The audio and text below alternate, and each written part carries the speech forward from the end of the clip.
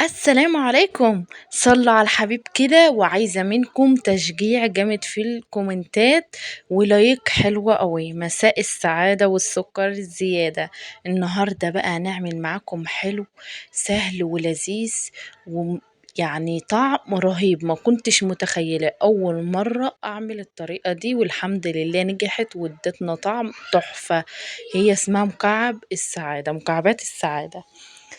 مكعبات السعادة اسم على مسمى، بجد تحفة وجميلة وطعم لذيذ كده، وتنفع جنب كوباية شاي كوباية قهوة، بجد طعمها روعة. هنا بقى معانا كوبايتين دقيق سميط، اللي هو البسبوسة السايبة ده. زي ما انتم ما شايفين كده هنحمصهم على نار هادية، والتقليب مستمر علشان ما تتحرقش مننا ويبقى ريحتها كده زي المحروقة. تمام. ايدينا فيها على طول، هنفضل نقلب فيها لحد ما تاخد معانا لون ذهبي كده فاتح زي ما انتم ما شايفين. هي تاخد معانا وقت، بس بجد التحميصة دي بتفرق جدا، بتدي طعم حلو قوي. هنا معانا بعد ما خد اللون الذهبي طلعناه كده في بولة، وهنحط كوباية سكر بودرة برضو على نار هادية وهنحمصها. بجد الطريقة دي تحفة تحفة تحفة، مش هيعرفها إلا اللي هيجربها.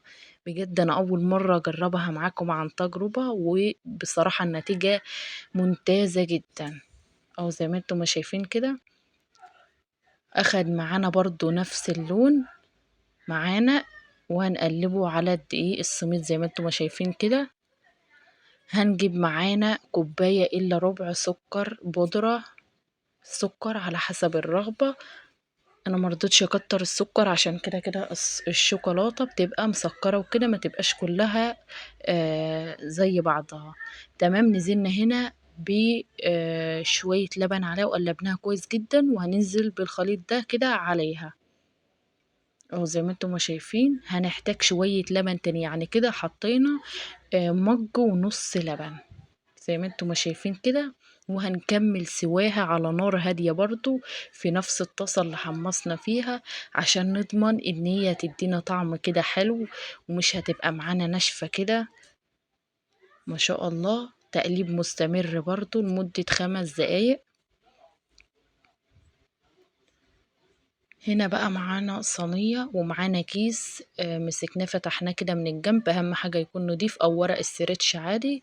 وهننزلها فيها بالطريقة دي وهنسويها زي ما انتم ما شايفين كده.